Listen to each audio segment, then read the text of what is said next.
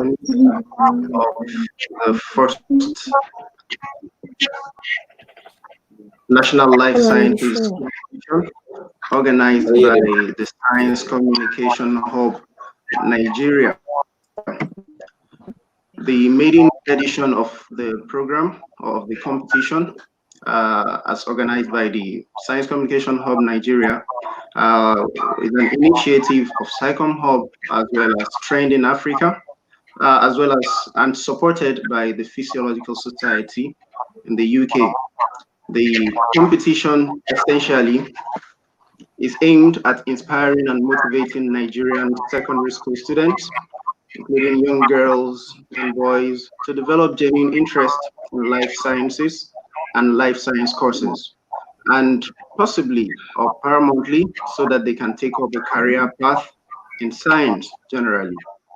This has been structured such that a lot of these young boys and girls who usually do not find much interest in life sciences are well encouraged to see the light and to see the diverse career opportunities that are available in life sciences. So the competition, which started in March,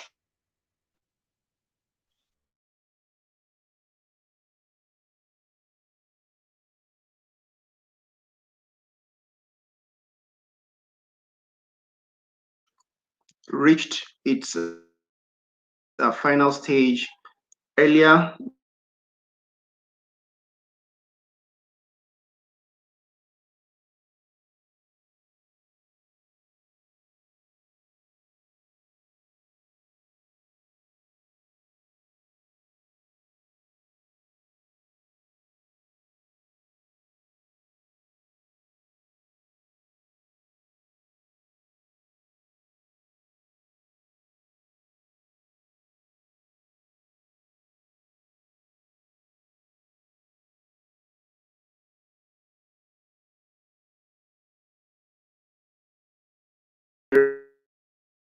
this month in mind that we have young people joining in on this ceremony. We intend to motivate them with a number of career. That is why we different fields that have to do with life sciences to some career talks in life sciences. And without further ado, I will go on to, before I call the first speaker, who is Dr. Ali Maina, who is going to be giving us a talk, will let us know that we have our esteemed guest in this program. And as we await a number of other speakers, permit me to introduce to us Dr. Ali Maina, who is going to be giving us the first talk. We also have in the house Dr. Umar Ahmad. He is joining us from Malaysia. We have with us Dr. Bukar Maina. He is joining us from the United Kingdom. We also have with us Dr. Rose Gidado, who is joining from Nigeria. I will be doing a brief introduction close to the time of the speech shortly. So without further ado, I will invite Dr. Ali Maina to give us his brief talk within the next few minutes on machine learning as the new electricity. Dr. Ali Maina, machine learning researcher at the in Manchester, United Kingdom. So he currently specializes on face recognition, and he doubles as a co-founding director and trustee of the Science Communication Hub Nigeria. Join me in welcoming Dr. Ali Maina as he gives his talk. Over to you, Dr. Ali. Thank you. Yeah, welcome, Doctor. Dr. Ali.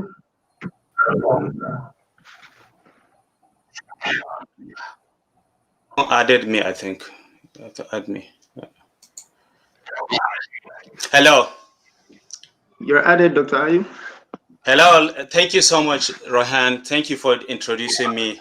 I'm going to give us a brief talk on machine learning, and it is titled Machine Learning, the New Electricity. So actually, to start with, what's machine learning? Machine learning has become a buzzword that everybody talks about today. And in a simple term, machine learning is a study of computing algorithms that learn to do tasks by themselves based on huge amount of data that is available to them. So to get down to the layman's level, I'm going to give us an example of machine learning, and I will use the analogy. I'll use the analogy of a mathematics teacher and his students. So, for instance, if you look at a math teacher when he comes to his classroom, what happens is that he teaches mathematics, and he teaches the students by first introducing the concept, and secondly, he gives them so many problems to solve. And ideally, some teachers do this. They give you the answers, the solutions to the problems. And now the analogy is that in machine learning, what happens is that, let's just take the simple example of a mathematics teacher. The teacher now only gives you the questions. He doesn't teach it. And this is one very excellent thing about machine learning. You don't teach it. You just give the problem and you give the answers. So assume a situation whereby the teacher comes with lots of questions and gives the students many questions. And then he gives them many answers. He then allows them to learn to infer the answers from the questions by themselves. And this is in our scenario here, who is the student? The student is the computer. And that is the machine learning algorithm, is what we're referring to as the student. So what happens is that the machine learning algorithm looks through all these problems and looks at the answers and learns how to solve these questions without you teaching it. The more the number of questions and the number of answers it is given, the machine learning algorithm learns to know how to find these answers. Then, just like human beings, at some point in time, the teacher will come and give you an exam, right? Or a test to see whether you're doing well. So that is exactly what is done to machine learning algorithms. Then at some point in time, after it is assumed that the machine learning algorithm has seen so much of the questions and so much of the solutions, it is then given a set of questions to evaluate whether it has learned or it has not learned. And then its performance on the questions that it is given at test time, that is at the time of the exam, that will tell us whether the algorithm is doing well or not. Now here is the catch. Imagine all these years, what computer scientists and the programming world has been doing is to teach a computer specifically what to do. For instance, if you want to do anything, if you want to teach computer to do anything, you have to write lines upon lines of code, instructing the computer to do exactly ABC. But now the revolution that we are seeing today is with machine learning, given availability of huge amount of data, all we have to do is give the data to the computer, and the computer itself teaches itself how to find these patterns. And it gets better and better in performing these tasks by looking at more and more data. Now, what's an example of a machine learning problem that is being solved? And that is why, in fact, we refer to it as the new electricity. Machine learning today is applicable to anything that has data. And when we say data, it means picture, text, speech, numbers, words, anything, whatever that you can mention, anything. And that is why today you find machine learning applicable in health institutes. Machine learning is used to detect tumors in images. For instance, when somebody is ill and he has cancer, or cancer is suspected, what happens is that he has to go through MRI scan or PET scan, and then there must be a professional that will sit down and look at all these scans, either X-ray or whatever. Is it MRI scan, PET scan? There must be a professional that will sit down and look at the image and then interpret it. How much money does one have to spend? How much money is spent giving these professionals to look at this? And they can easily make mistakes. Now, machine learning algorithms today are able to just look at these images and identify whether there is tumor or not. In fact, not just that, machine learning algorithms even go along extra mile to even show the area of the tumor. And not just health, machine learning is now used in biometric for facial recognition and other security related things. Not just that, machine learning now even looks at your email to know whether this email has been sent by a scammer or it is not sent by a scammer. Today, Google even uses machine learning to predict text for you. While you are typing in your email, Google suggests the right word for you because it has learned the way you speak. It has learned your own language. Machine learning is now used for translation. You see, you'll be reading maybe something in English, and you see a button just for you to translate to either Chinese or to whatever language. This is machine learning. Google Maps are used for navigating around. It is machine learning. So this is why we think, and this is why researchers are saying that machine learning is going to be the new electricity, in the sense that it's going to touch everybody's life. Everything you see around yourself, provided there is data, then that data can be taken and fed into a computer, and the computer will learn how to do things even better than us human beings.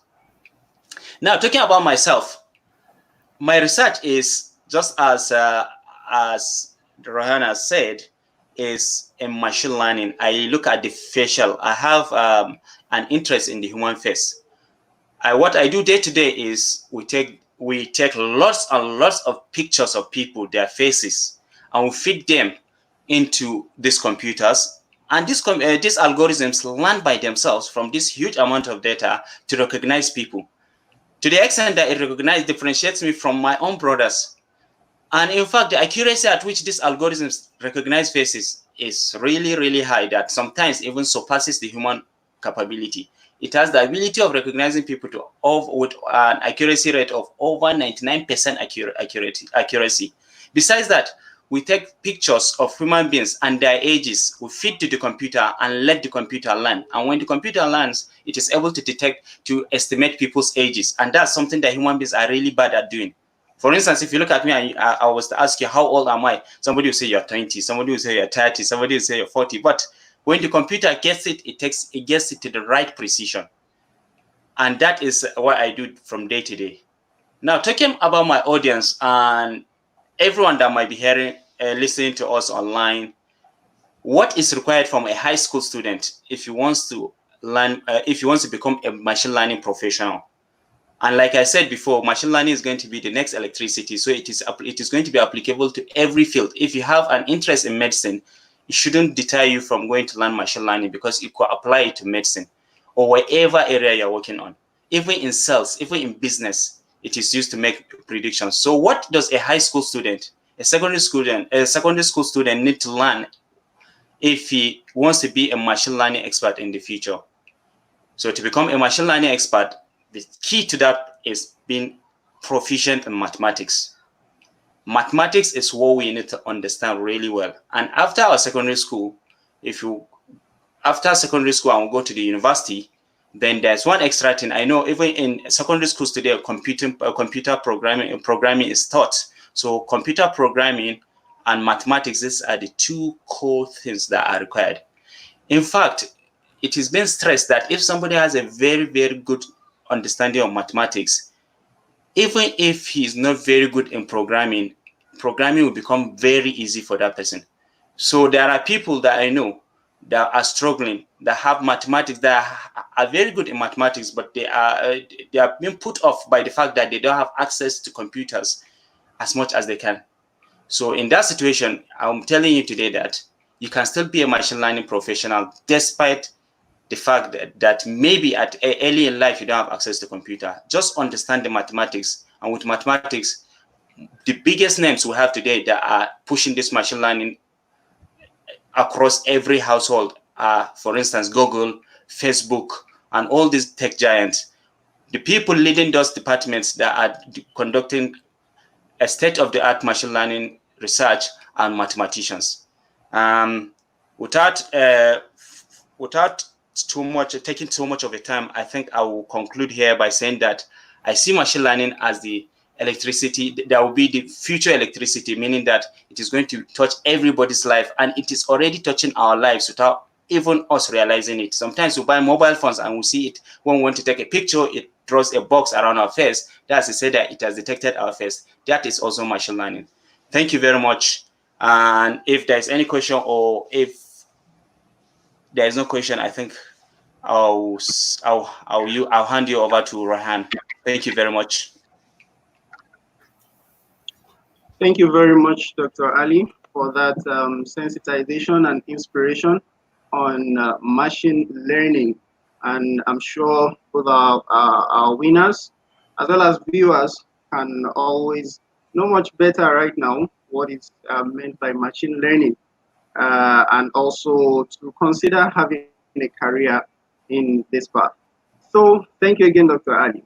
The next thing is for us to have a little insight into the career opportunities that we have in journalism. And to speak to us on that is no other person than Abdullah Hissani. He is a freelance science journalist who has worked with a number of organizations, and has always written for bodies like Nature, Nigeria Health Watch, Genetic Literacy Project, amongst many others. And we are also proud to introduce him as the communications coordinator for Science Communication Hub Nigeria. So Abdullahi, thank you very much for coming, and you may begin your talk.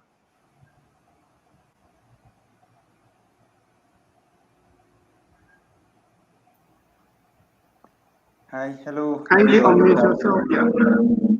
Good afternoon. Yes. Can you hear me? Yes. Yes, we can now. Okay, that's So a great. bit of volume will do. Okay.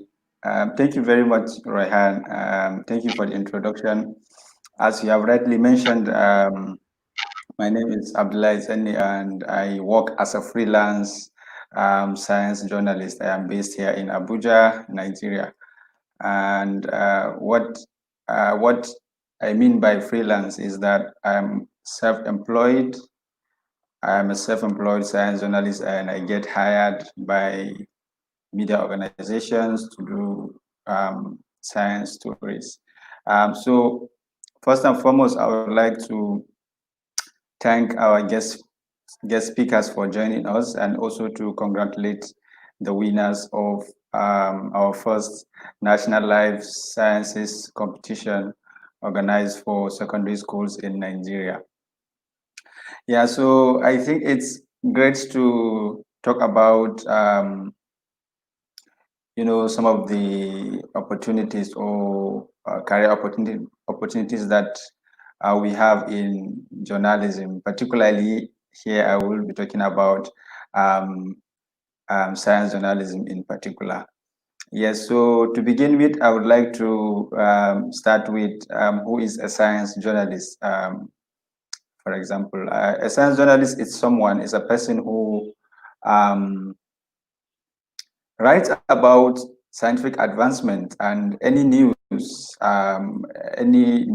in science. So it's usually a person, like I said, and the individual is involved in writing about scientific advancement and scientific news for public consumption.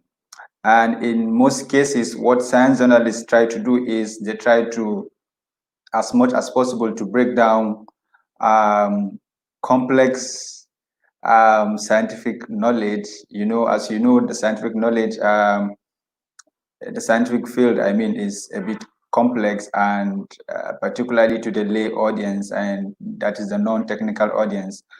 And in fact, sometimes even within the field of science, you find out that, for example, in biology and in physics, there are two different fields, but they are all sciences. So science journalists actually play a very important role in breaking down this complex scientific information for the lay audience and for public consumption. So science journalism is very, very important, and particularly today with the pandemic, we are seeing that science journalism is becoming necessary and important more than ever before, because there are a lot of misinformation out there, and the public do not, to a large extent, understand science. And when you talk about health literacy, levels are also low. So science journalists play a very, very important role in educating the public and enlightening the public about scientific issues that are going on. So now when you talk about, for example, okay, what do you need to be a science journalist? Yes, so, and for me, I would like to just give you a very short story, like how I found myself in science journalism. I think one of the most important thing that you need to have in order to be a science journalist is, for me, I think, is the passion. And if you are if you are passionate about writing and about science, I think you have the potentials to be a good science journalist or science writer. And for our winners today, I will say that they have already shown some of the skills that is required for someone to be a science journalist. They wrote essays which were assessed and they emerged as winners, and their essays were fantastic and were all great. So I think that with the writing skill and curiosity for science, and if you love talking, you are curious about your environment, about nature, and so I think you have some of the skills that are required for you to be a science journalist. Personally, I developed interest in science writing while I was in the university, and I was writing even while I was in the university. So, and after I graduated, and I didn't know what exactly I was doing, but I just know that I was passionate about science writing. I was writing on my own, and that's how I got myself into science journalism. And since then, it has been really exciting, and I've been able to write for a couple of science-focused international media publications. And as well, I've been with Science Communication Hub Nigeria, writing profiles of scientists in Nigeria and across Africa. So if some of the opportunities, like I said, is working as a freelance science journalist, which means that you're going to be self-employed and you're going to be hired by media platforms to write science stories for them. And you can also work as a science communicator with research institutes and universities. For example, we have the National Biotechnology Development Agency, we have the International Institute for Tropical Agriculture. So you can work with these organizations as you can work in the communications department as whether a science writer or a science communicator in those institutions. And you can also work in museums, even though in the developed world you find science communicators working in museums as science communicators. So, and you can also teach, science journalism in universities or in institutions that offer courses in science communication and science journalism. Yeah, so in conclusion, I would like to say that I guess maybe some of the viewers or listeners might ask if they need a degree in science journalism or in science communication for them to become, for someone to become a science journalist. I will say that it is not necessary. You don't necessarily need to have a degree in science journalism or science communication. I myself, I don't have a degree in journalism, neither do I have a degree in science journalism. I studied biochemistry as an undergraduate, but I decided to trade the pipette for the pen. I like I mentioned earlier, I was more passionate about writing and communicating the science rather than doing the research in the laboratory. So, and that's how I found myself in science journalism. Most of the editors that you're going to be working with in science media publications, I mean, most of the editors you're going to be working with will never ask you for your certificate or your degree. So all they want to see is your craft, your skills, your writing, your stories, and that is what they want to see. And once you can be able to, show your skills and show your craft, I think that you can become a very good science journalist. So I will be happy to entertain any more questions at the end, before the end of the award ceremony. Thank you.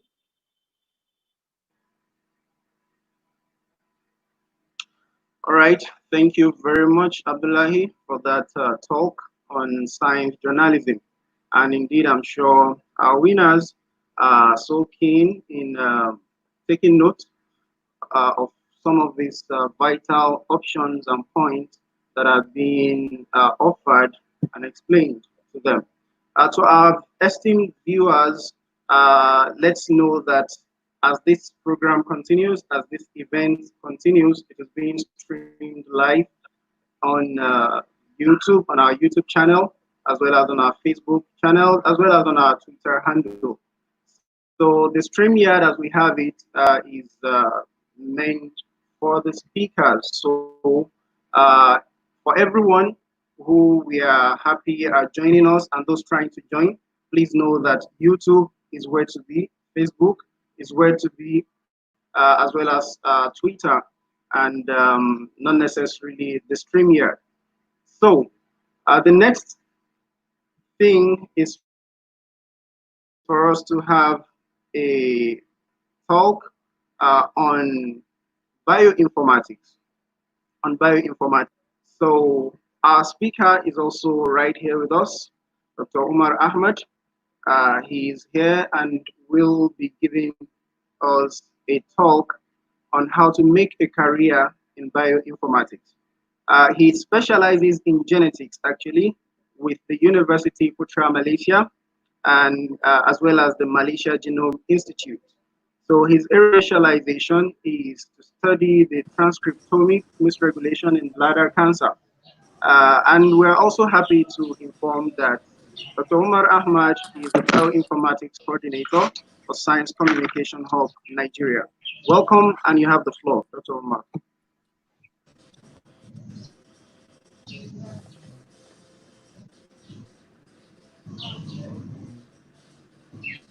As introduced by Rohan, I would just like to quickly congratulate the awardees for their success to this level of achievement in the National Life Science Competitions organized by Science Communication Hub Nigeria and Friends in Africa. A huge thanks to the Society of Physiological Society UK for funding this event.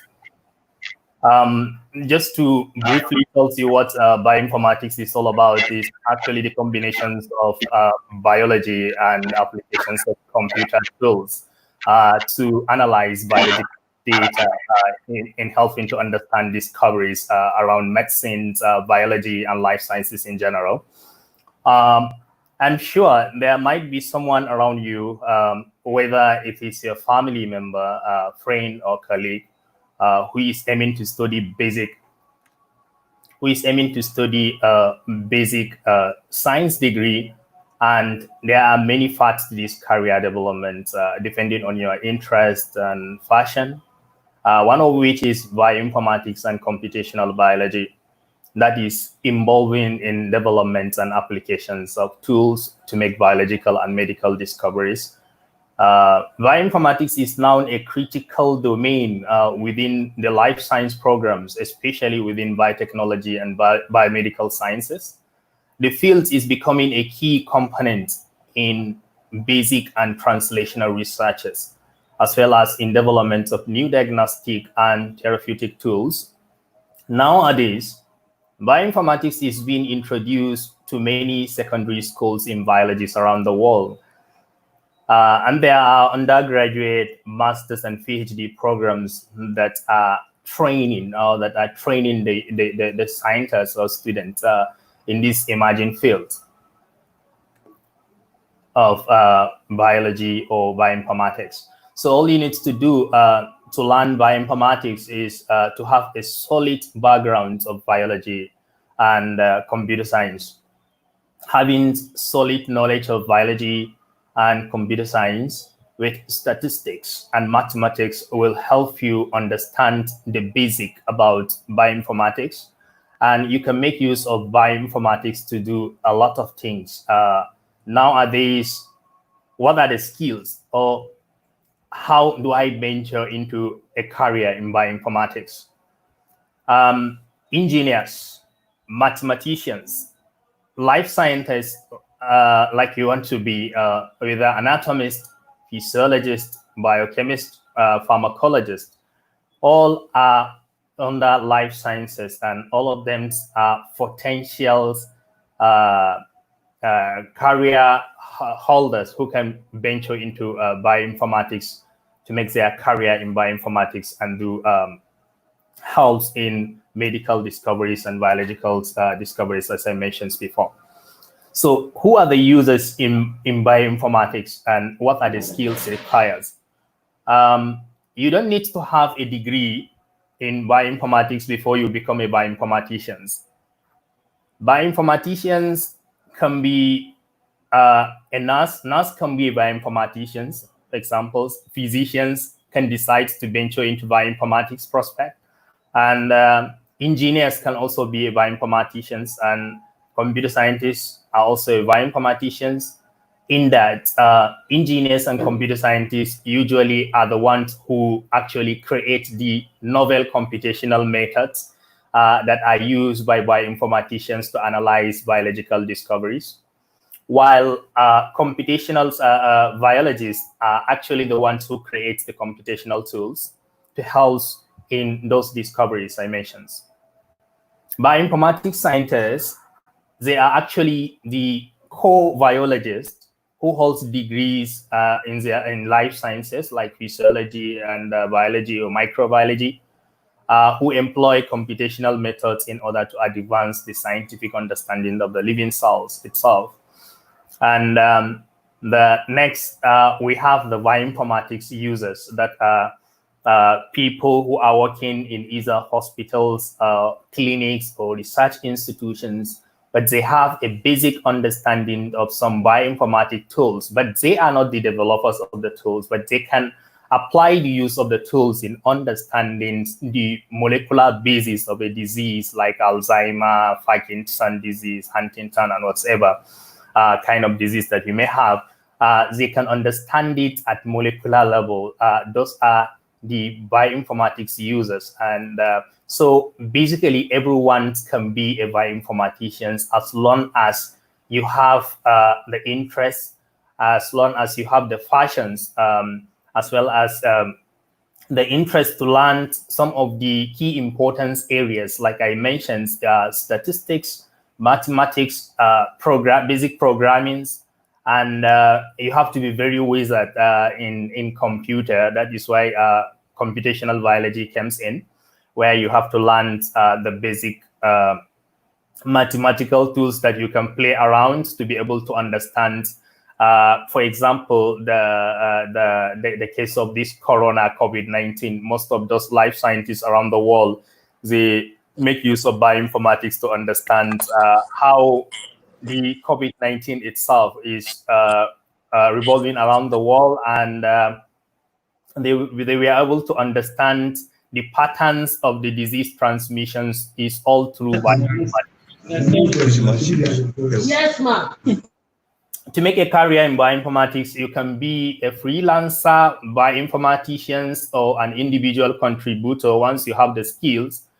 you will be providing services to community of academicians, to community of academics, to community of hospitals and physicians. And you can be hired anywhere around the world as long as you have strong internet and you have access to high computational cluster like computer server. You'll be able to run some of the pipelines of bioinformatics, and you can earn money toward that as a freelancer bioinformaticians. And as well, you can handle a large core facilities around institutions, those institutions who are having something to do with large cluster of network who are handling large biological data sets. So as bioinformaticians, you can be employed there to control the cluster and handle all those huge amounts of data sets that are being submitted to the institutions. And as well as bioinformaticians, you can be an educator in the sense that you can be providing services like training services as well as independent, or you can be hired by institutions as well to train the life scientists in becoming a bioinformaticians. And you can also apply for a job like postdoctoral fellowship positions in universities, or you can also apply to be a university a lecturer to train the set of bioinformaticians.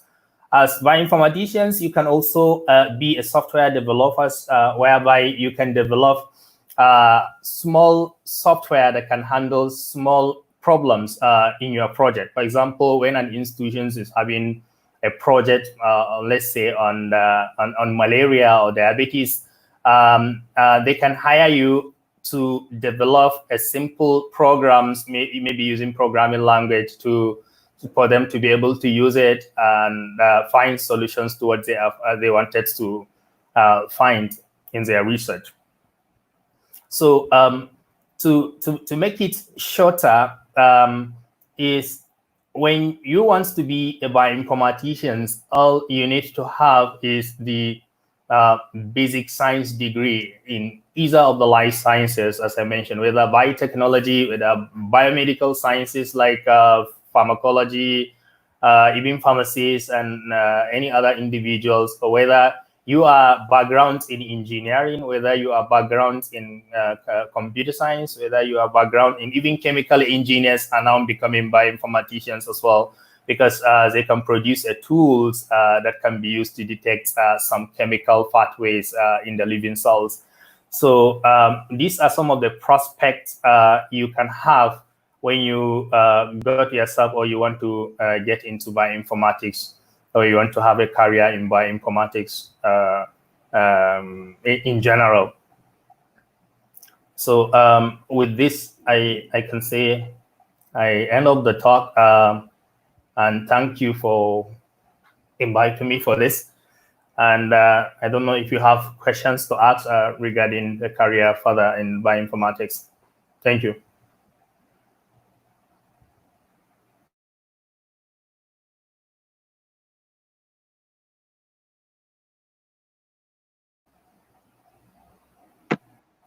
Hello?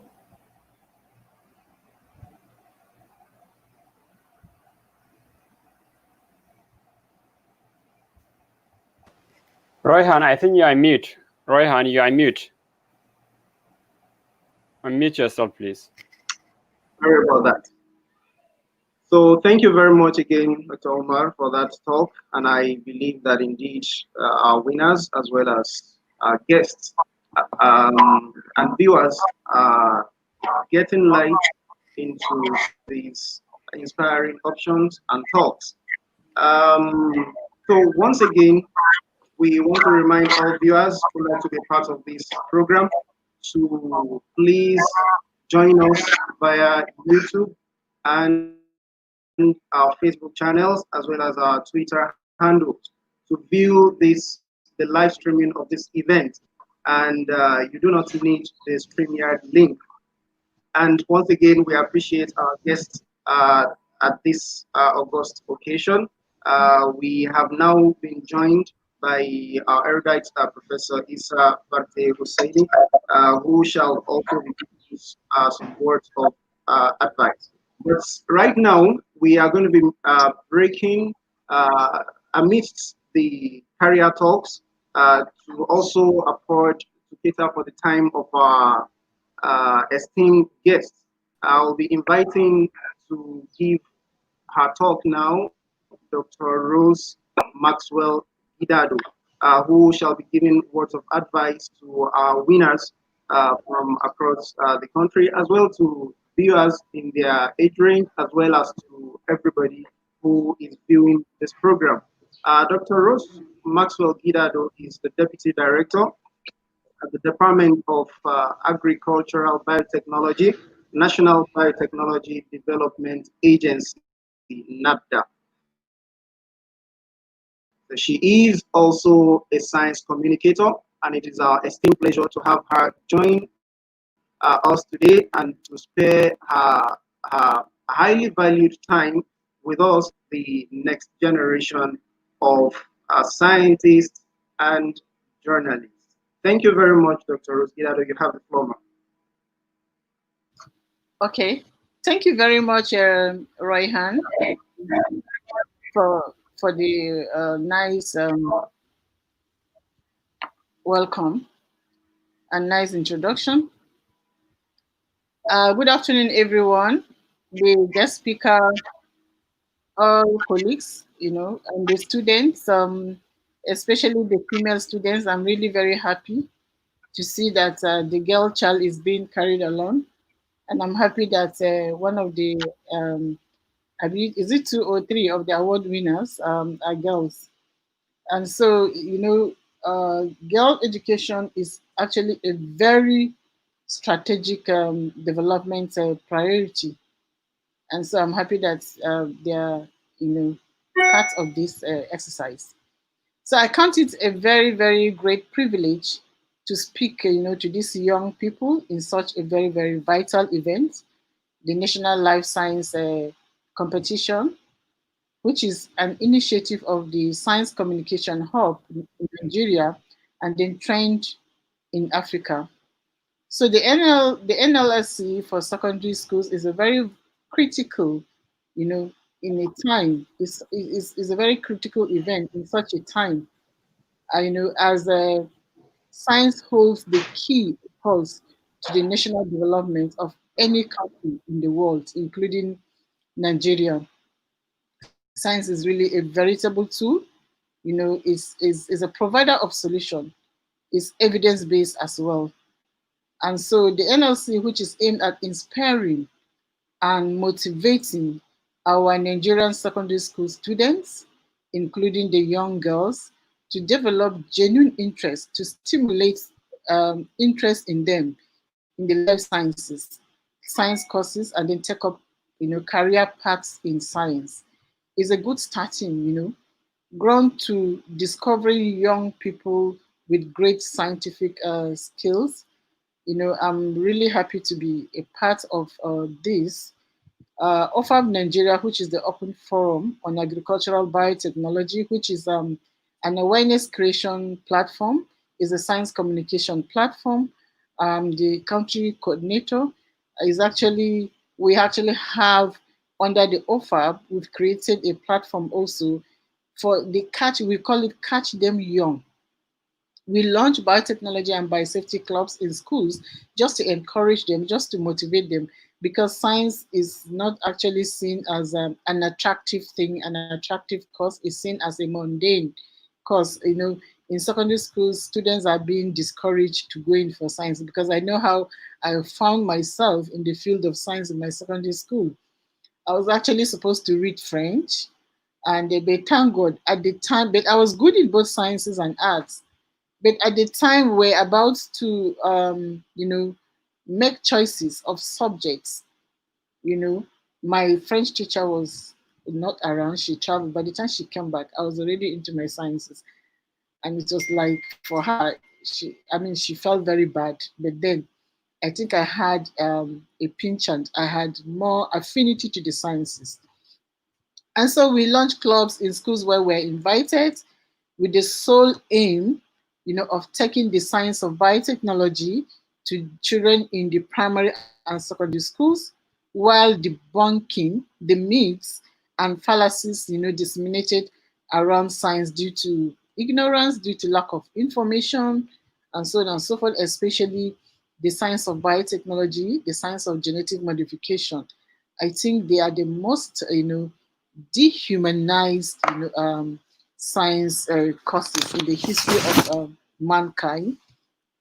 Is a provider of solution, just like I said, but people always misunderstand science. Science is being represented, people are being misinformed and what, but without science, we couldn't be even talking in this medium. So it's a good thing, but then people still, have their own, because of maybe personal reasons, some because of ignorance, some because of lack of information, some because of their own, selfish interests, and so on and so forth. So the issue of science communication, and research, we just have to create that communication medium to make it attractive, to young people, and then so that and this thing sparks debates about the future of research and related technologies. So as science and technology have an increasing influence on individuals and societies, it is equally important for the young people to really understand better the problems and challenges, for the advancement of science in Nigeria. And one of which is the myths. We have myths and fallacies of scientific innovations, such as the genetic modification technology, like I said much earlier, especially about GMOs. I don't know if you guys have heard about GMOs. There's so much debate around the GMOs thing and what, especially with regards to adoption and use. But it's a technology that's actually, it was invented, just to make better food, more nutritious food, and then to develop crops that are actually climate smart. Our population is exploding, we're growing, geometrically, especially in Nigeria, we're like almost 200 million now. And then we have so many challenges around us. We have the climate change issues, drought, we have flood, disasters, we have so many. I mean, the Boko Haram, the farmers traders clashes, all those things, insecurity is another menace, and then we have this biological warfare that we're going through now, the COVID-19, with restricted movements, limited travels, and so on and so forth.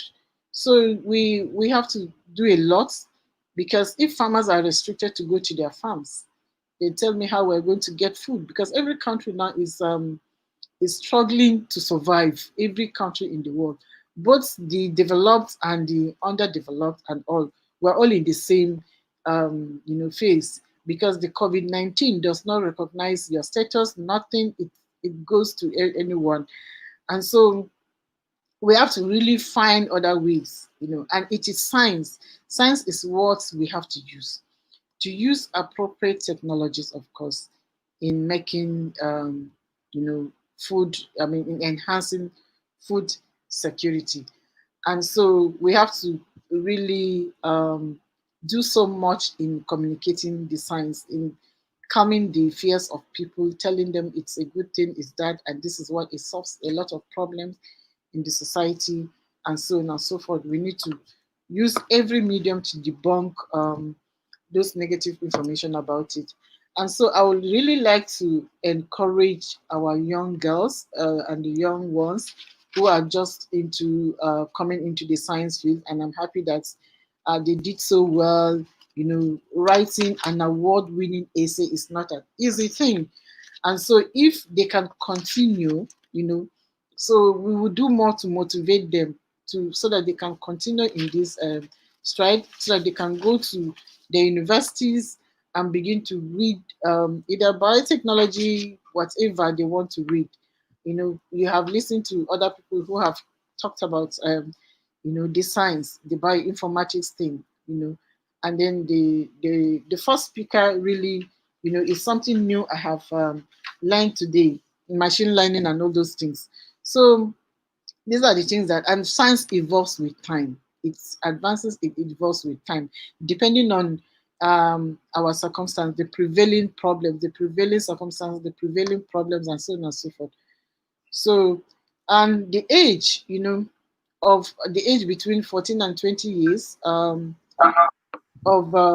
young girls and boys at the discovery age and what before they get to their adolescent.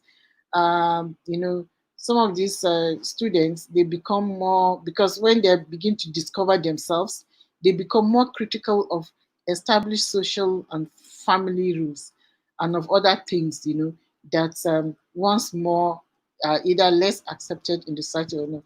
So please,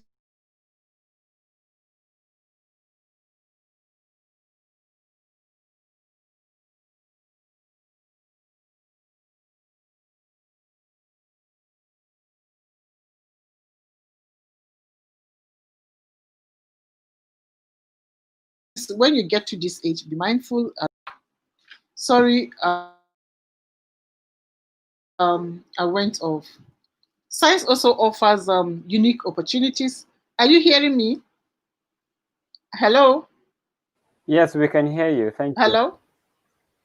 Okay. Science also, I'm wrapping up now. Science also offers unique opportunities. Thus, it offers unique and unparalleled opportunities for the adolescent to explore intellectual strengths and abilities. Moreover, research in laboratory and interaction with other scientists provide a new, because science is all about research, working in the lab and what, especially if you're in the research area. So it provides new social environment for the students in which you can earn recognition, because if you work very hard in the lab, of course, and you come up with breakthrough, in your innovative researches. So it earns you recognition of your abilities, of course, and then you find new role models that you might not encounter in school, at home, or with your friends. But don't abuse those opportunities. And then by being a bottleneck, continue to be good, continue to work very hard. I think this is just the beginning, and you're starting in a very good way. And don't allow distractions into your studies.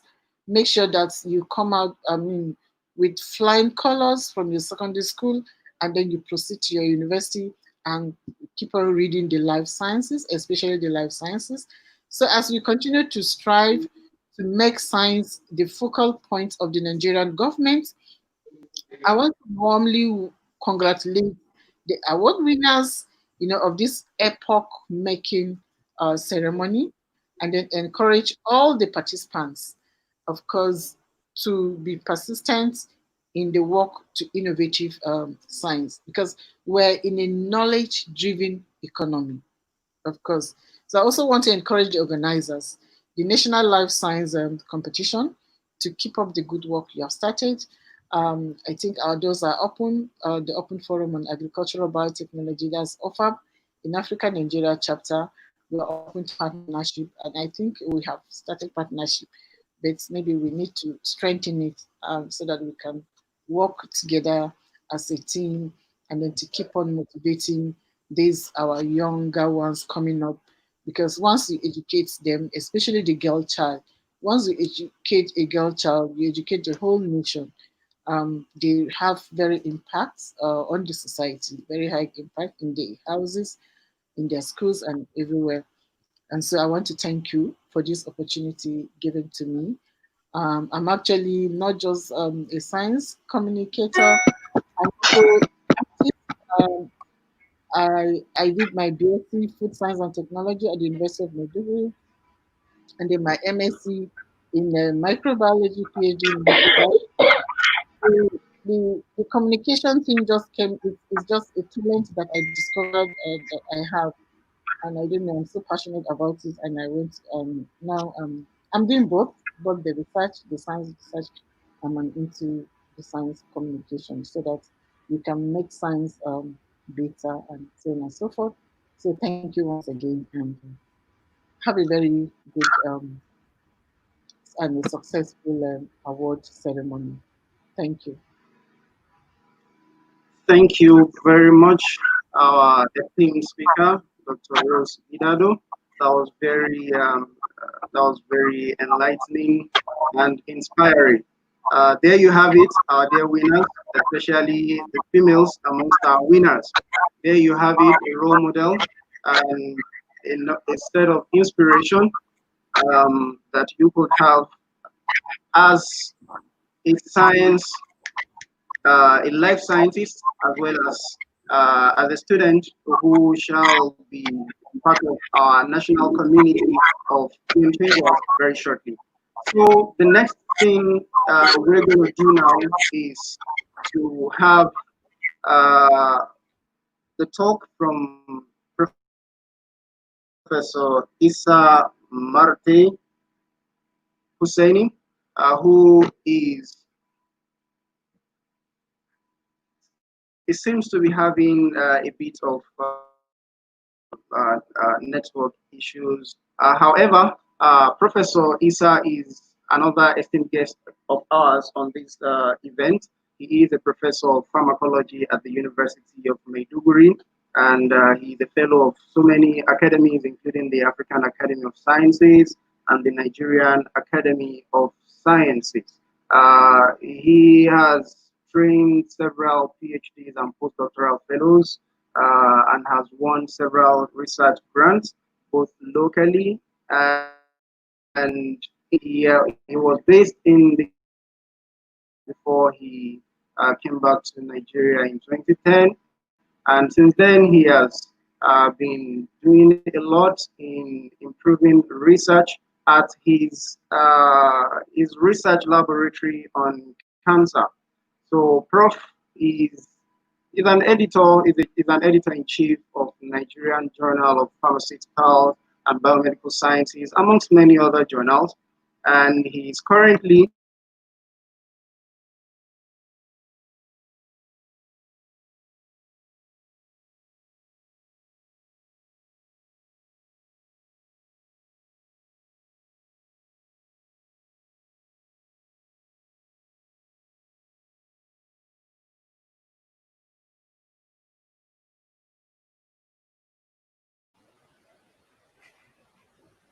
We seem to have lost Royhan.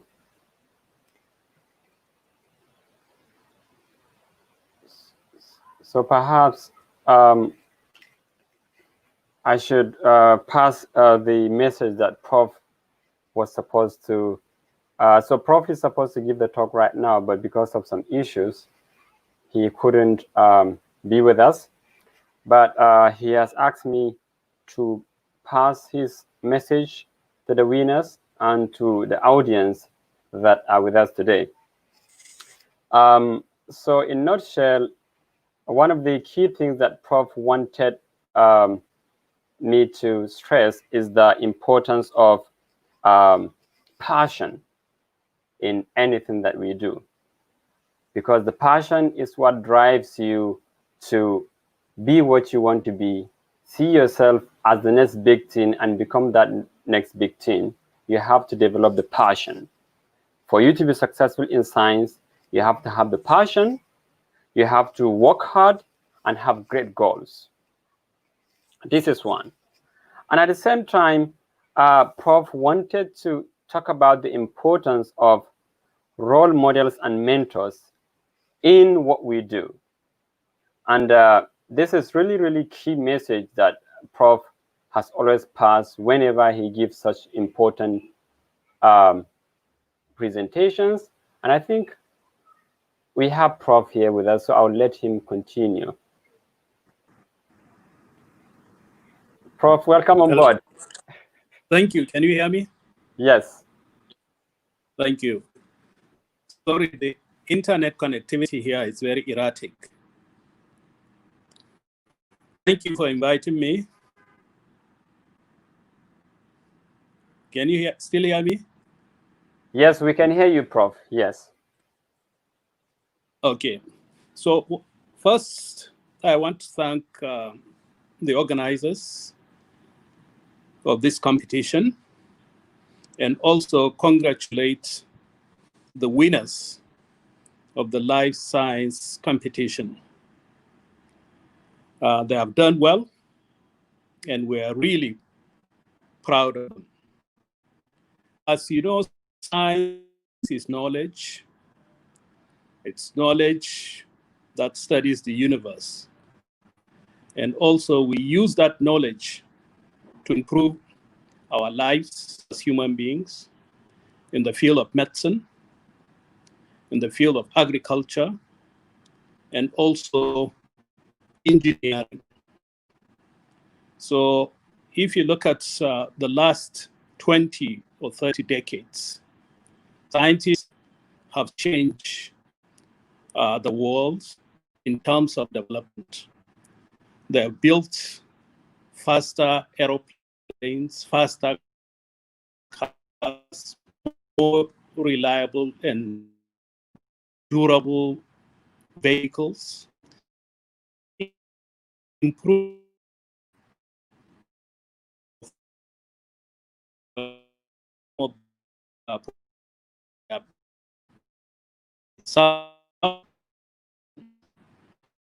we have and we have lots of information now. We are, and it's because of science. And recently, the brain and even the neurons, all because of science, we have understood very well the connectivity are formed, synapses, so neurotransmitters. What drives development in the world. So what I will advise the winners, the young scientists, is to have role models. You should try to have mentors. But the expectation is that we want you to do better than your role models. So I don't want someone to say, oh, I want to be like you. No. We want you to be better than us. And if we don't have heroes, we don't have role models, we are all going to be just plain individuals. And that's inspiration to do better. And some initially dwelt on different careers in science. And if you look at the university scientists, opportunities, those that are interested in research, there are lots of opportunities, not only in Nigeria, but all over the world. Once you are well trained, grounded, you can get any position anywhere in the world. Industries, we have lots of opportunities, pharmaceutical industries, industries that make aeroplanes, cars, all these places there are job opportunities. Hospitals, if you are a doctor or pharmacist or lab technician, there are lots of opportunities there. And research institutes, like National Institutes of Health, United States, it has about 27 different institutes. In Nigeria, we have NIPRIT, National Institute for Pharmaceutical Research and Development. And there are regulatory agencies like NAFDAC or FDA in the United States. All these things, offer different careers to individuals. So as an advice, I will encourage the young scientists to be hardworking. But most importantly, you must have passion for science, because science, especially research, has its ups and downs. And if you don't have passion for what you are doing, you will be discouraged, you will be frustrated, and probably depressed.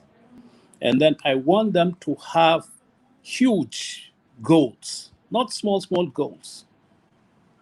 Try to start thinking, I want to win the Nobel Prize in, let's say, cancer research, in Alzheimer's disease. Have huge goals, humongous goals. so that, you know, in life, you plan well and try to achieve that. Once again, I would like to congratulate the winners and also thank Dr. Mahmoud Bakar for a job well done, and those that work with him to make this program a success. Thank you once again. Bye. Hello. Thank you very much, Prof. Can you hear me? Yes, we can. Yes, we can, sir. Thank you very much, Prof, for that inspiring talk. And as always,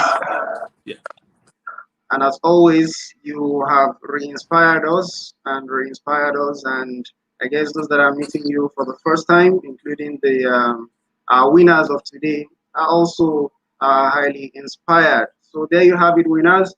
Great goals, humongous goals, Prof called them. So, and here is another role model, an epitome of success stories, who had a goal or such goals and has ended up achieving them and is still achieving more. Once again, we thank you very much, Prof. So while we get, we have amongst our speakers, Dr.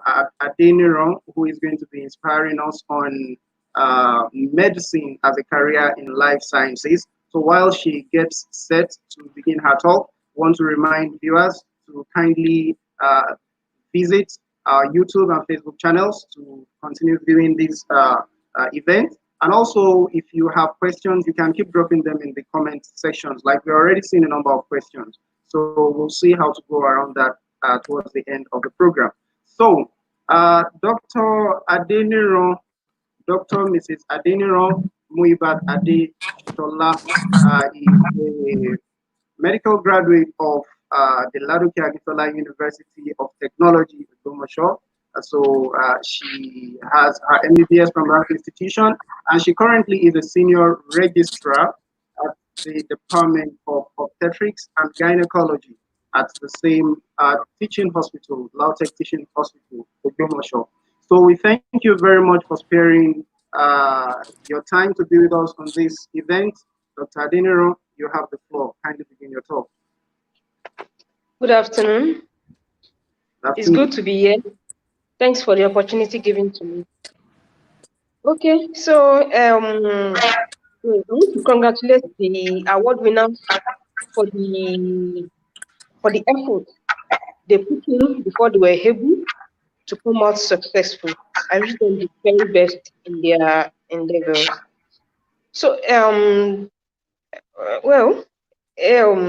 medicine is one of the opportunities that one can have as a career in maybe life science and all over. So most importantly, people used to believe that those people that would become doctors are usually those that are very brilliant. Well, I want to say that that's not actually how it is. Everyone has to be brilliant to do one or two things, but most importantly in medicine, one has to be dedicated and focused. One has to be dedicated and focused to the extent that if one is brilliant, if the brilliancy is there, there's no dedication, one is not focused, at the end of the day, one may be among those that may have to leave medicine. So even going by that, in most of the schools in 100 level, if you have E in some of the courses, of course with some acceptable, with level of acceptable CGP, cumulative grade, one may still be able to forge ahead with medicine. But definitely if you have F, one cannot continue. So what it's saying is you don't really have to be a candidate. You don't have to be a student to be able to study medicine successfully. So what I'm saying is, if you feel there's still a loophole that you still have, despite all your efforts, you still keep trying. The more you try, the more you get better. you are dedicated, you are focused, then you achieve. So for medicine, of course, is one of the courses that require you to have good grades in your SSCE before you are given admission to study that. So following this, as I've said, with your dedication, level of brilliancy, and focus, I hope you are hearing me. Hello? Okay. Can I go ahead? Yes, please, we can hear you. All right, thank you. So with that level of, you have some level of brilliancy, dedication, focus, then even your undergraduate days in medicine should not be a problem. Should not be a problem. When it's time for class, you attend classes, practicals, you attend your practicals. So with that, you don't have to be among the very best, but average students, they have been known to even do well in medicine. So what I'm trying to say is that it's good to be brilliant, but to be dedicated in whatever you want to do and focus, then you can achieve, then sky will be your limit in such cases. So then following these two major branches of medicine, as we know, is like we have the surgery part, then we have the medicine. The surgeries, we're talking about the surgeon, we have the various branches under it, part of which is the obstetrics and gynae, the general surgeon, the urologist, the ENT, the anesthetist. ENT, that's nose, throat, and ear, nose, and throat specialist, like that. Then under the medicine, that's why the degree actually will be maybe depending. There are two in Nigeria. We have Bachelor of Medicine and Surgery, or Bachelor of then MBCH, depending on the school. So by and large, for the medical part of the medicine, those they become the physicians. They become the physicians. Then we'll be talking about those in internal medicine, chest, other pediatrics. They are not of the surgeon body, but the physicians. So depending on your passion, and when you are in school, during your undergraduate, you will likely know the area of specialty before the preclinical stage, because it's usually the preclinical stage and the clinical stage. The clinical stage is when you go to hospitals, you're exposed to patients, interact with patients to know how to make your diagnosis. Because it's more or less like an investigative stuff, like a lawyer trying to investigate what is happening. That's what medicine is all about. And following the preclinical stage, you do a lot of courses: biochemistry, pharmacology, anatomy, histopathology, lots of them, so that they will be the building ground. These are the building blocks of the clinical work that you are going to do by the time you go to the hospital, irrespective. Then the clinical, you still rotate through obstetric and gynae, the study of the female genital tract, diseases peculiar to females, the obstetric, that's for the babies and the mothers in utero, in the womb. Then you study medicine, that's we're talking about the physicians, where we know about the kidney, the heart, cardiovascular, things like that. Then also the pediatrics part is also part of it, those that handle the children part. We also have the anesthetist. So you have a lot of work to do when you are coming for medicine. It's like you are doing courses that people are doing from 100 level to 500 as a biochemistry. You are doing it within 2 years and you are expected to do well. So that means if one is even brilliant, not focused, and not dedicated, one may have to fall out of the way. So because of that, you don't want to do that. As long as that's your passion, that's what you like. As Prof earlier said, passion is very important. It keeps you going. You have to have passion for what you are doing. The love of what you are doing it has to be there, especially in medicine. Take for example, if you don't really love what you are doing, how do you now take care of patients? Because a lot of time, patients may not even need drugs. They may not even need any other intervention other than you speaking with them. other than you, maybe what we call like psychotherapy. Understand where they are coming from, discuss with them. So when there's no passion, there's no way you'll be able to listen to your patient. For example, some patients will be having abuse. They will not come out clearly to say it, but it is your love for that work that will make you, that will afford you the opportunity to pick people that need us. And if there's no passion, as we have said, one may come down with depression. The way they are doing it, you have done a lot of work. You feel the monetary part is not commensurating with it. One may come down with other medical conditions. So because of this, the passion has to be there. So even when the monetary part or other rewards are not even coming, are not even forthcoming, the love will keep you going. So that's the clinical part of it. We expect that normally 6 years, 100 level to 600 level, you are done. Then before your NYC, you still have to go through 1 year compulsory housemanship. During the housemanship, you will check through 4 major departments whereby you will be exposed to practicals. Practical, how to make diagnosis, interact with patients, and properly treat patients. So medicine, you go through medicine, you go through surgery, you go through obstetrics and gynae and pediatrics. These are the major branches of medicine that you go through. Then following this, you go for your NYC. Following the NYC, depending on the age, some people exemption for NYC.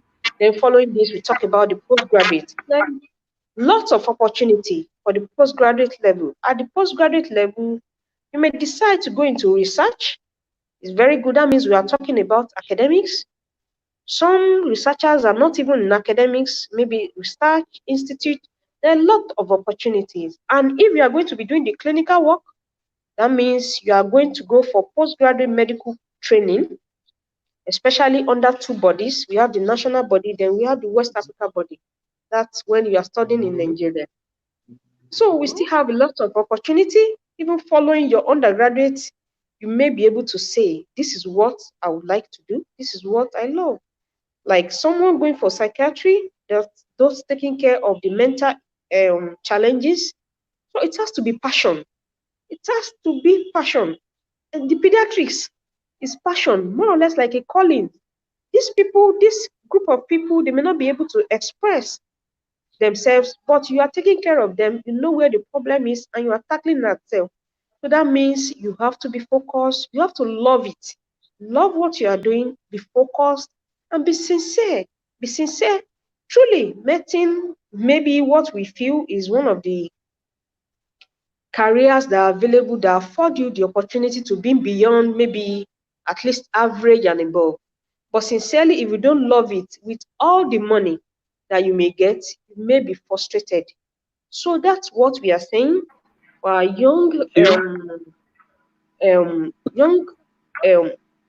we are telling them that passion, love, and sincerity for what they love is what they are talking about. People following medicine, they are further the entrepreneurial part of it, can decide to open a private hospital. There are a lot of private hospitals doing well. Look at the first cardiology hospital that are dealing with a lot of COVID-19 patients in Lagos. So that's part of it. You can actually achieve whatever you want. Government hospitals are also not bad. When you love it, you do it, you become. Then you can also study abroad. And if you have the opportunity, you can study abroad. You can go into the research. Opportunities are there in order to develop the country, to help the country forge ahead in all the myriads of opportunities. Thank you very much, Doctor.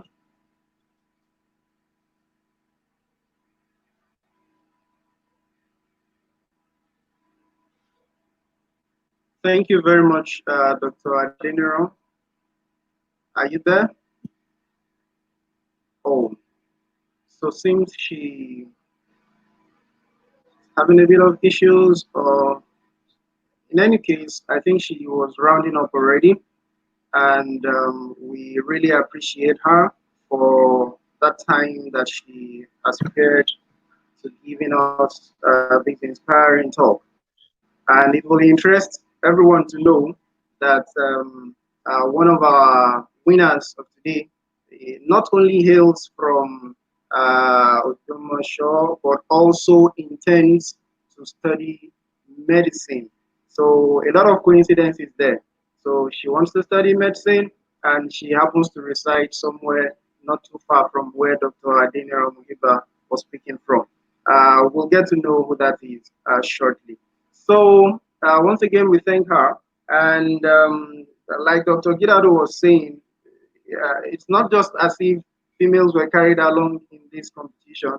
The winners' statistics clearly shows that they constitute two-thirds of the winners in this team. So they are almost dominating the competition, not just being carried along. So once again, we thank Dr. Adeniran for adding to those inspiration. So right now we'll go into the prizing and the awards, the declaration of the winners, the announcements, and and the awarding of their respective prizes to them. We'll notice that since we commenced, we were yet to mention the names of the winners, and I'm glad the three of them are here with us. So in no particular order, because the order is going to be announced by the person who wants to award or wants to award the prizes. So we have, and I implore the entire audience to help to join me in welcoming Adejumo Peace Adetayo, who competed from George Green Baptist College, Nujumosho, Oyo State. Also, we have as one of our winners, Adaupu Emanuela Alaribe, who is a student of Redeemers High School, Mowe in Ogun State. We also have with us Ahaiwe Godling, who is a student of the International School University of Lagos. So, to announce their awards and their entitlements, so to speak, I have with me Dr. Mustafa Shehu Muhammad. He is of the Department of Human Physiology at the Gombe State University. He specializes, as far as research is concerned, on Alzheimer's and neurobehavior. And we're also glad to inform or to hint that he is also the outreach coordinator of Science Communication Hub Nigeria. So I hereby welcome on board Dr. Mustafa Shehu Muhammad for the prize awarding. Thank you, Dr. Mustafa.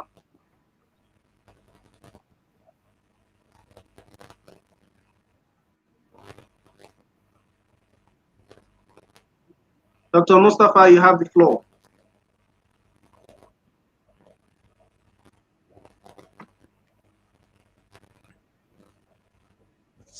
Hello.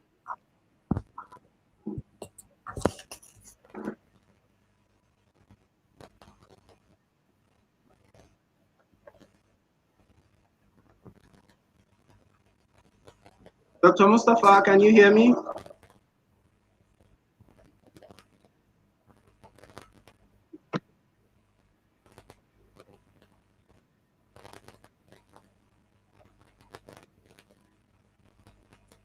Dr. Mustafa, are you there?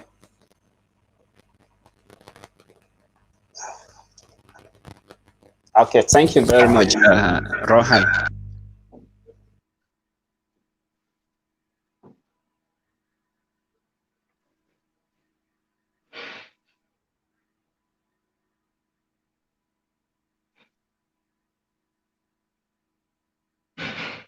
We seem to be having a slight issue there. And this is right about the suspense time. I can see one of our winners. I mean, they all are quite anxious to know what's going on. But they didn't do one subject.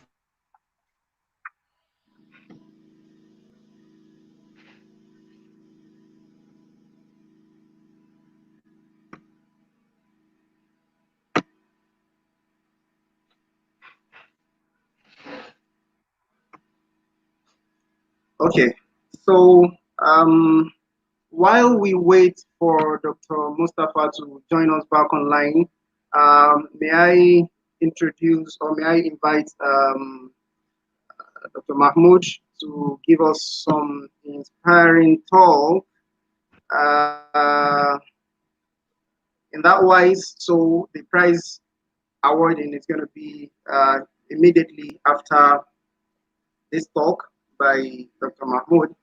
So he is a research fellow at the Sussex Neuroscience, the University of Sussex, in the United Kingdom. He specializes in Alzheimer's disease for research, and we have Dr. Mustafa here. Okay, sorry. So I think we'll just go ahead with Dr. Mahmoud.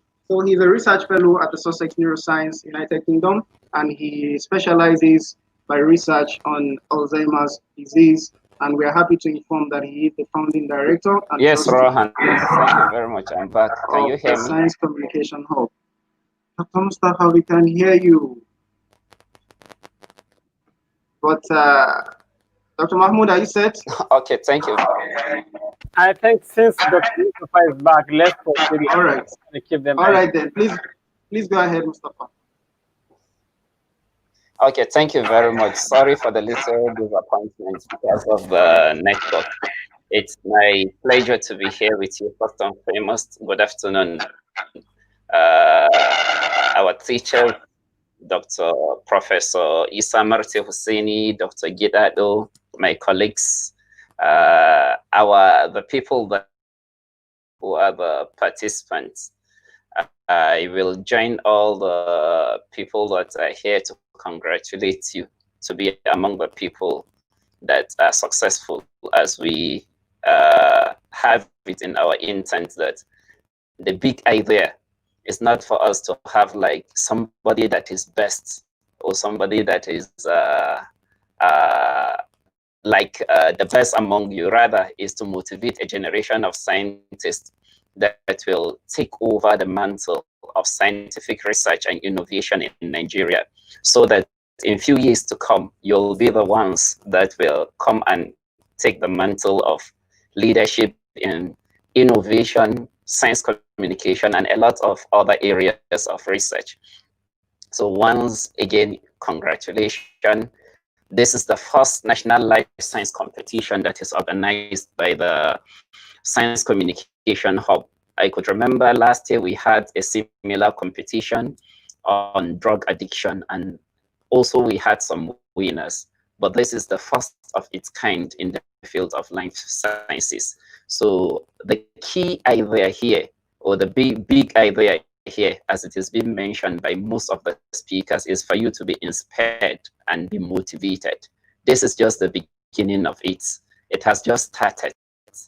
You are in secondary school and now you are aspiring to pick a career in life sciences. So there are a lot of hurdles and challenges, but being part of the 3 people that are rated by the judges as the best 3 means that you have picked up the baton. The only thing is to use the advices given by the speakers to see how you can navigate through the storm and then become successful.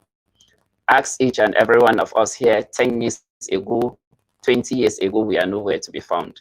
But now look at us here with you. So congratulations once more again.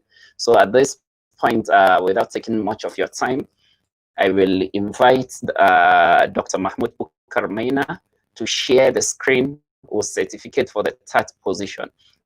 And after scrutiny by the panel, the award for the 3rd position goes to not any other person rather than Adejumobi Peace Adetayo from George Green Baptist College, Obomosho, Oyo State, who scored a total point of 81.1%.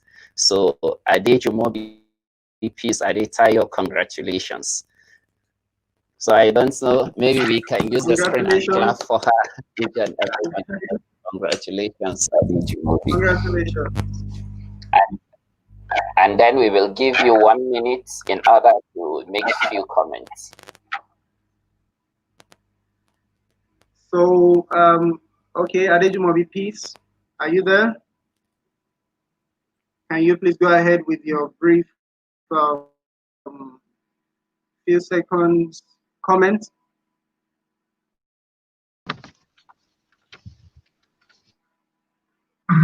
I am extremely honored to be receiving Adejumobi, such please. an important award.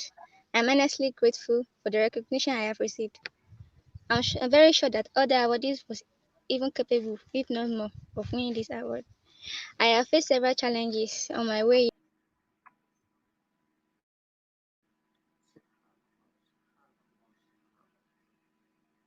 what she wants. Someone who will set her eyes on a goal and does not lose sight of it unless it's achieved. Winning this award would not have been possible without teachings and knowledge that I have received from my parents and teachers, and whom I have the deepest respect for, and from whom I have derived the strength to challenge myself and perform better at each stage. I also commend the Science Communication Hub for their effort in putting up this great competition, the National Life Sciences Competition. And I say thank each of you, my dad, my mom, my teacher, Mr. Ayole, and other teachers, my principal, Mrs. Awolola, and my mentor, Mr. Yola John, for helping me reach a stage where I can proudly hold up this award as a mark of one of my achievements. And I also promise to be better. I also dedicate this award to my school, Jogin Baptist College. Thank you.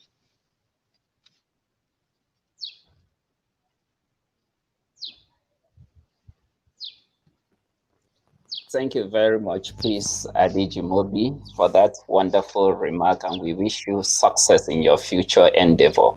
And we do hope in the next 5 to 6 years, now we will invite you to share your experience as a life scientist.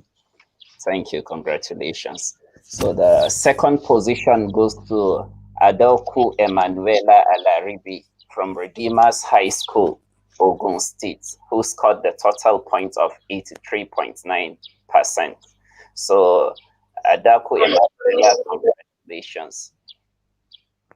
So also the same with Alaribi, Dr. Mahmoud has displayed the results, the certificate. This is a certificate of merit given to Adaoku, becoming the second position in the National Life Science Competition. So Adaoku, you have 1 minute to say a few words.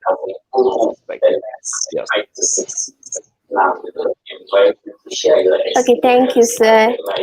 Well, I want to thank ScienceCom for the opportunity and for engaging us during this lockdown. And I also want to appreciate the efforts of my parents and teachers, and I want to give all glory to God. Thank you. Okay, thank you very much, Adaku Emanuela. Now we are going to the first position of the award for the first National Life Science Competition, and the award is going to no other person than Ahiwe Godlin from International School, University of Lagos, Lagos State, Nigeria, who scored a total point of 88.6%. So Ahiwe Godlin, congratulations on behalf of Science Communication Hub Nigeria, Trend in Africa, Physiological Society, and the whole team of organizers that spent their time, energy, resources in order to apply for this grant, organize such kind of event for you, and then take time to scrutinize the submission. So congratulations. So you have 1 minute also. Thank you, Science Hub Competition, for everything. I want to thank God basically for everything. I mean, because this thing was all a journey. Because having to put your passion And because I'm not an essay person, I don't write essays a lot, but because I felt the need for this issue to be addressed, and I put in for it, and with efforts and God on my side, I overcame. So I want to thank Science Hub for this opportunity. Thank you.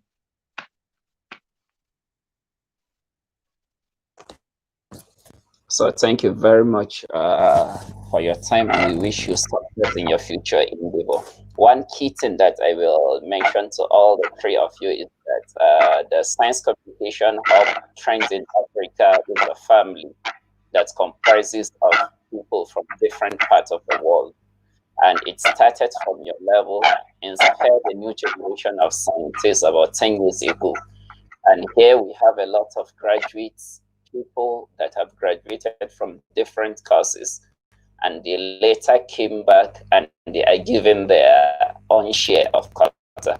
So this is where the inspiration starts. Dr. Mahmoud will tell you more about it, I believe. But to tell you the little, we have people like you that were in secondary school, and now they are the graduates of MBBS, pharmacy, biomedical engineering, and a lot of other courses in the life sciences. And they have excelled and they have picked their career. So now we have given you the baton and the mantle for you. In the next few years, we wish to see you back with us. Thank you very much. Rohan, you are welcome. Thank you.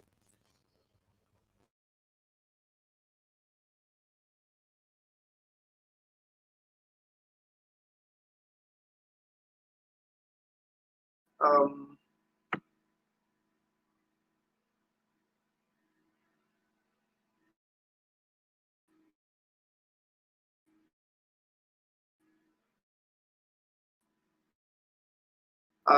across the positions and from respective schools proud, and we wish you, like was said, all the very best, and we look forward to seeing you as great contributors into life sciences very shortly, or very soon, or in the nearest future. So going forward, I already introduced to us Dr. Mahmoud Bukarmaina, who is the founding director of Science Communication Hub Nigeria. So he's going to be giving a few inspirational words after the award has now given. You have the floor, Dr. Mahmoud. Thank you very much, Royhan, Dr. Mustafa, and the whole team.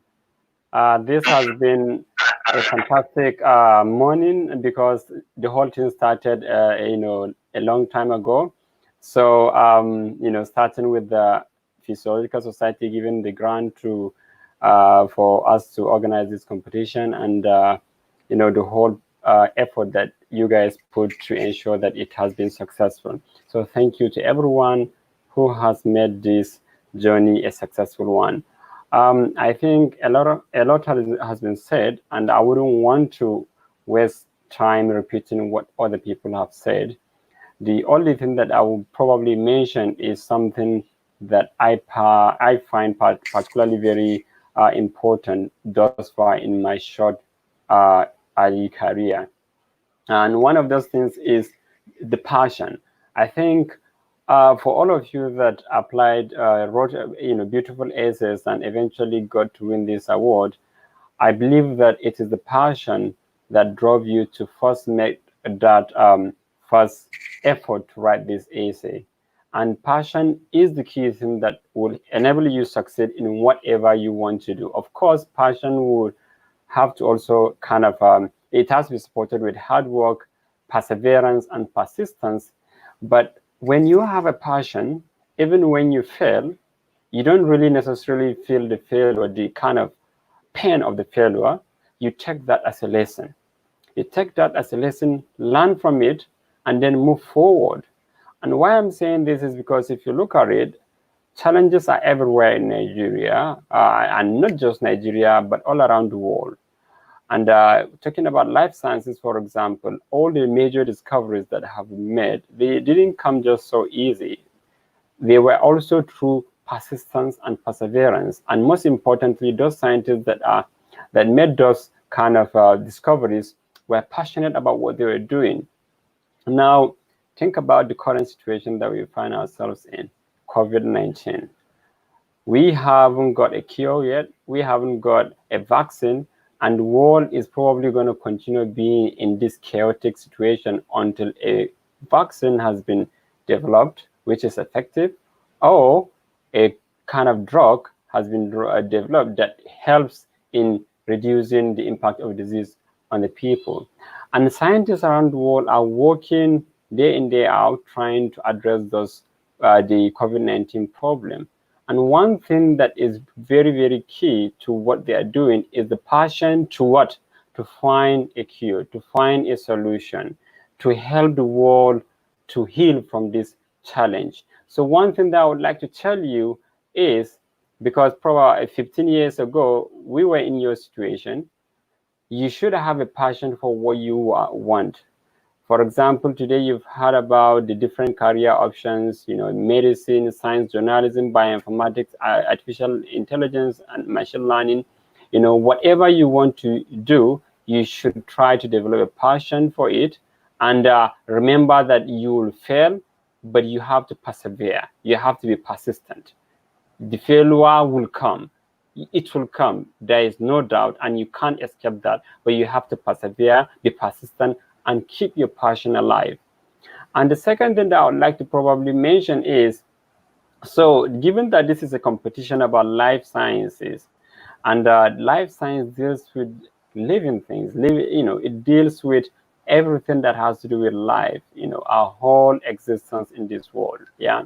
So there are different branches, or there are different sectors that you'll probably want to kind of venture into. You've heard about bioinformatics, you've heard about science journalism, you've heard about genetics, for example.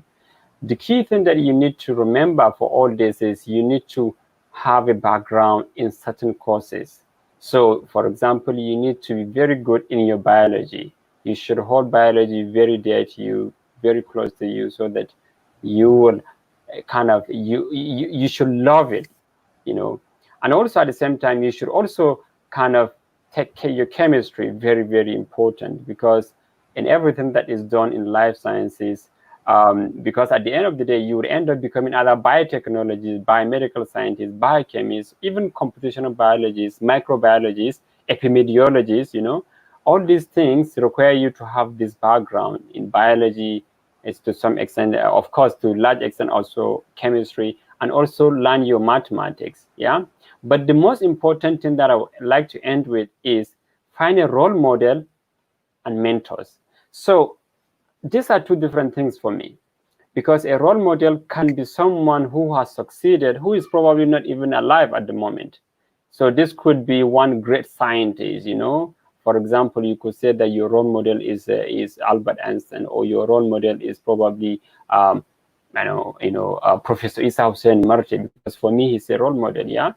But also find mentors, because oftentimes you will have role models, but you don't have access to them, yeah. But mentors are people that are close to you, who you have access to, who would guide you to develop in whatever you want to do. So whatever you want to be, you should definitely find a role model, and at the same time find a mentor. If your role model and your mentor are the same person, fantastic. But ideally, you should have a role model in the area that you want to pursue. So for example, if you want to become a scientist, Professor Isa Hussein Marti is an accomplished scientist. He's a role model. All you have to do is study his career trajectory. When he started from his secondary school, what did he do? And then in his university, what did he do? What does he do after that? With that, you'll be able to see his successes and failures, and hopefully then you can kind of learn from his failures to become a better scientist or better kind of person in that chosen area that you decided to pursue. And at the same time, if you have a mentor, those mentors, can be those people that can guide you in your essays, can be those mentors that kind of teach you something that you need to pass when you go to the university, or it could be those people that can guide you when you need to make an important career decision, who can look at your document, who can look at your kind of grades and guide you and advise you, So this is really, really key to everything, because even if you have passion, even if you have the perseverance, even if you have the persistence, sometimes it can be too much kind of problem for you to be able to succeed. But with good mentors, and also watching how your role models kind of succeeded, it will enable you to become what you want to be. I think now that you've won this, you have access to us, and that means that you can continue to learn from us. You can continue to get guidance from us. So I'll stop here. Whenever you want to get guidance or you have something, you can always get in touch with the Science Communication of Nigeria team. And I have to mention, I have to end by also acknowledging that this whole thing didn't start just like that. I have to thank Trend in Africa, which gave us all the opportunity to start this mentorship program. And like Mustafa mentioned, it started about 10 years ago. And it just started by that idea to give back to younger colleagues.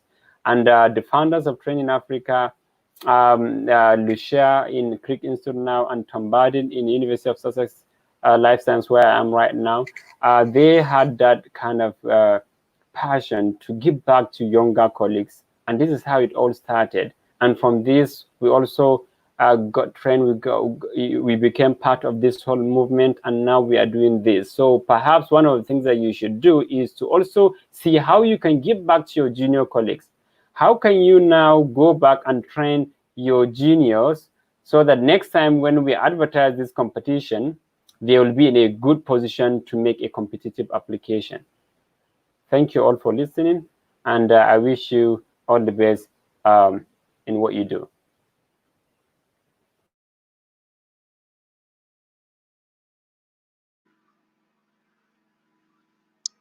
Thank you very much, Dr. Mahmoud Bukar Maina, for those inspiring words. To our winners, you have heard it. You've had more insight into how this whole thing started. We are glad to see that a number of you are inspired, which is something well reflected in the number of essays that you have all put forward and has brought you to this stage as winners.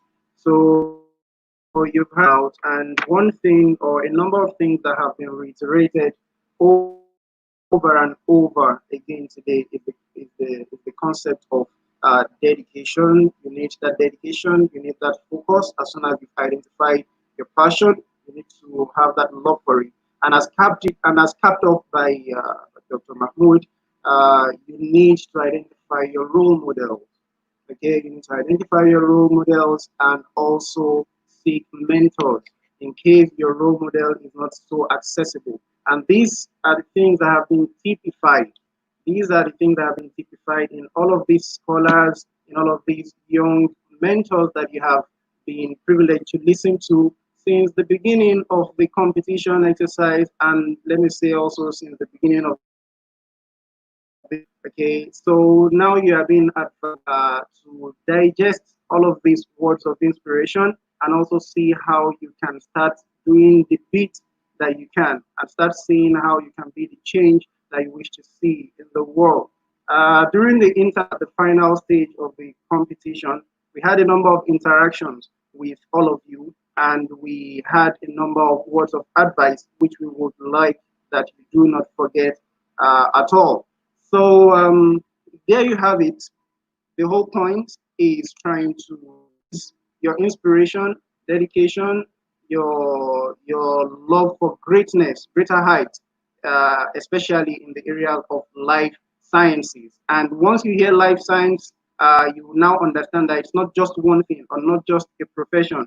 You have so much of diversity, so much of great options that you have. And you've seen a number of examples in the stories of these scholars who have spoken. There you have Dr. Umar. He specializes in genetics, and he's inspiring us about bioinformatics today. And you have Abdullah Isani, who he's a journalist today, and he says that he does not have, I mean, he didn't seek a certificate necessarily before getting in journalism.